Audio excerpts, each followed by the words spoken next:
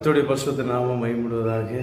இன்று அதிகாலையில் தேவனுடைய வசனத்தை வாசித்து தியானிக்கும் போது கர்த்தருடைய ஆவியானவர் ஒரு வசனத்தை நினைப்பூட்டினார். இஸ்ரவேல் ஜனங்கள் எரிகோவை சுற்றி சுற்றி வந்தபோது அவருடைய கடைசி நாளின் கடைசி சுற்றுதலில் ஜெய கம்பீரமாக எக்காலங்களை ஓதும்போது உரத்த சத்தமாக துதிக்கும்போது எரிகோ மதில்கள் விழுந்ததென்று நாம் எல்லாருக்கும் தெரியும். அது சத்தியமான பாடம், பொய்யல்ல, உண்மையாக நடந்த சம்பவம் இல்லையா?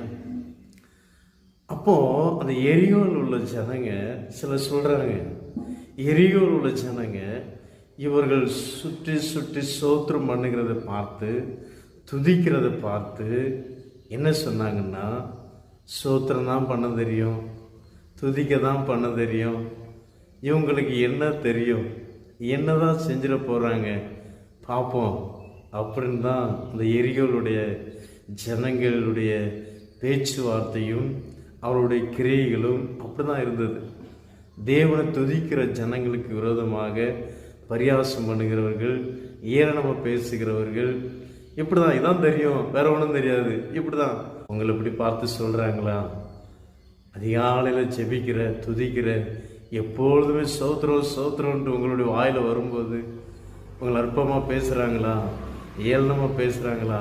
கவலைப்படாதீங்க, உங்களை கொண்டு தான் பெரிய காரியத்தை உங்கள் குடும்பத்தில் செய்ய போகிறார். உங்கள் ஊழிய பகுதிகளில் உங்களை கொண்டு தான் செய்ய போகிறார்.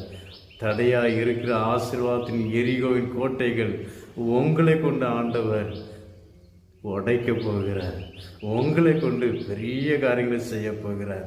அப்பொழுது ஏளனமாக பேசினவர்கள், ஏளனமாக சிரித்தவர்கள், ஏளனமாக எண்ணம் தீட்டினவர்கள் கைத்தட்டி இவனுக்கு என்ன தெரியும், இவளுக்கு என்ன தெரியும் அப்படின்னு சொன்னவர்கள் மூக்கில் கை வைத்து பார்க்க வண்ணமாக கர்த்தர் உங்களை கொண்டு பெரிய காரியங்களை இன்று செய்ய போகிறாருங்க. இயேசு கிறிஸ்துவை விசுவாசிங்க.